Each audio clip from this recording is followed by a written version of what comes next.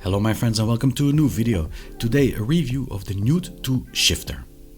There comes a moment for many of us when you want to step up just a notch for immersion. One of the things you might consider is buying an H or a sequential shifter. When you play on console, the question is easily answered. You go for A, the Thrustmaster Shifter, B, the Fanatec Shifter, or C, the Logitech Shifter. If you are not bound to the console's compatibility, you will have quite a broader range of hardware to choose from. The Newt2 Shifter is one of them. It costs at this moment €100 and it is made in Spain by the company SHH. The shifter package comes with the unit itself, a USB cable to connect it to PC, a standard to attach the shifter, two different shifter knobs and all the necessary screws, tools and bolts to both configure and assemble the shifter. The design is very simple, just a box with an internal mechanism. That box can be had in a variety of different colors and even customized with a personalized logo should you wish it. The mounting of the design can also be customized to fit a wide variety of rigs and mounting positions. There are also a total of 3 different faces for the shifter, an H pattern with 6 gears and a reverse, and one with 7 gears and a reverse. For sequential use, there is also a sequential plate available as extra option. There are at this moment also 2 shifter knobs available, both are included with the shifter package when you buy it. From the moment you pick up and look at the shifter box, you see that it is made with a 3D printer. Now there is absolutely nothing wrong with it, since 3D printing is just cheaper for small companies like SHH to bring out their product. But it does show, both in looks and height. Both the small and big shifter knob are made from rubber. The metal used in the standard that attaches the shifter to the rig is quite sharp and the entirety of the attachment looks very rough made. Again, nothing wrong here. I mean, as long as it is properly fixed, it doesn't really matter. The configuration for the stiffness of shifting can be set also very easily by screwing in and out a couple of screws next to the shifting shaft. I was pleasantly surprised by the hardness you could obtain on the lowest setting, which is quite an improvement from the T8HA, which I always found too light and too smooth.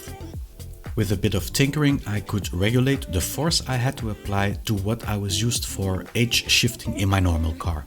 Shifting itself feels pretty balanced, although I did have certain occasions when I shifted by accident to the 7th gear when I wanted to be in the 5th. This, however, is a question of practice.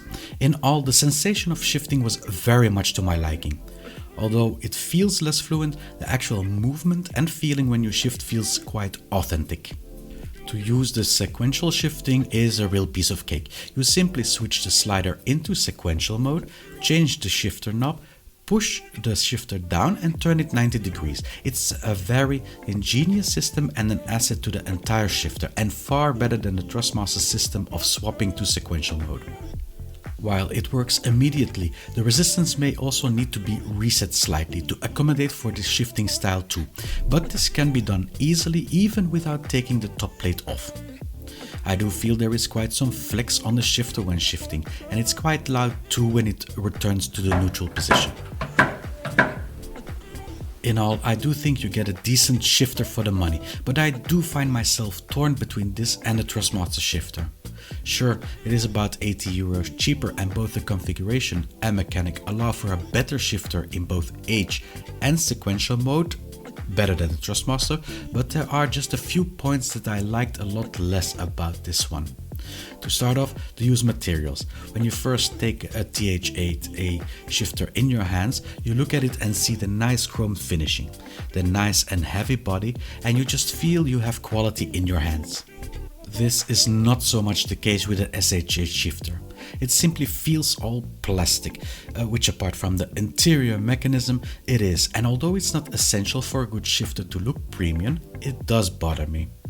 Now, I am not saying I am against plastic, but perhaps a bit more variety between the used materials and a more smooth finishing of the plastic instead of the traditional 3D printed ripped surface would already be a big step up.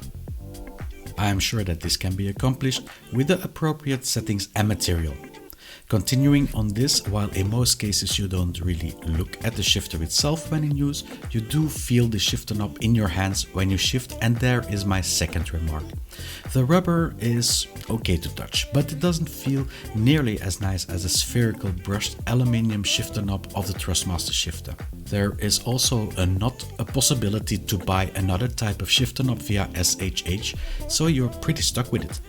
Of course, you would be able to go after market hunting for a good knob, but that would be modding the existing product, and that's not my intention when I buy a product from a manufacturer. The last thing I want to mention is its compatibility. When you buy a Thrustmaster T8HA, you can use it on console and PC, and for the SHH shifter this is not the case. It is a remark you can make for all non-Thrustmaster, Fanatec and Logitech shifters, but again, it could shift people towards buying one of those shifters instead of this SHH one. So, if you would buy a new shifter and don't really care for the aesthetics or the console compatibility and really just want a very good shifter experience, this one is certainly a better and cheaper buy than the Thrustmaster T8HA. But this changes when you go look at the second-hand market. These days, because of the popularity of the T8HA shifter, you can buy them very nicely priced on the second-hand market. The average price of a decent, not worn out one in my region is about €120. If I then compare it with this shifter, which comes at 110, including shipping, the odds are in favor of the Thrustmaster one. Thank you all for watching. I hope you had something from this video.